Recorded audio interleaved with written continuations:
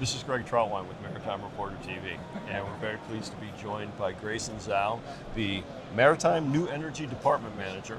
We're here at the SMM 2024 in Hamburg, and we're here to talk about alternative energy technology solutions.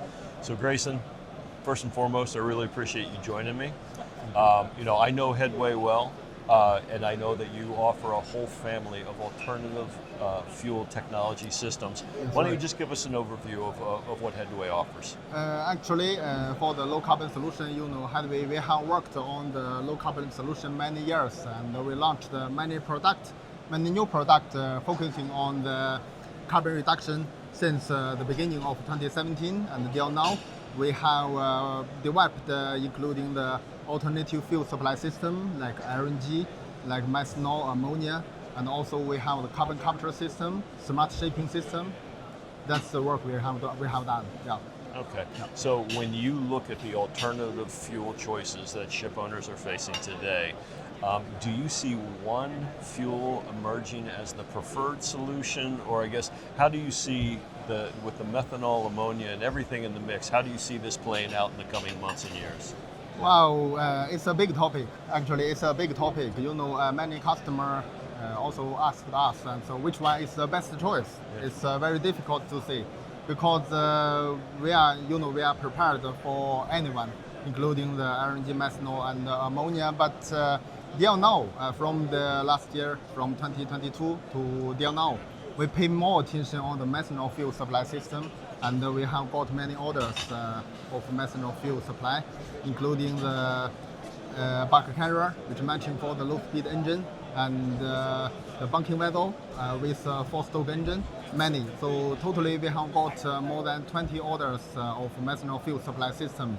But ammonia engine development is very fast, very quick.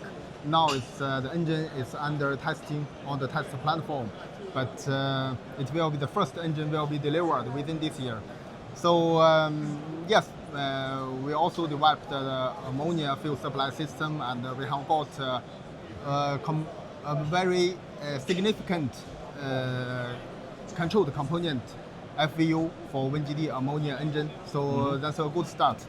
Yes, but in my opinion, methanol is very hot. It's very hot by today, but ammonia and hydrogen may be the future.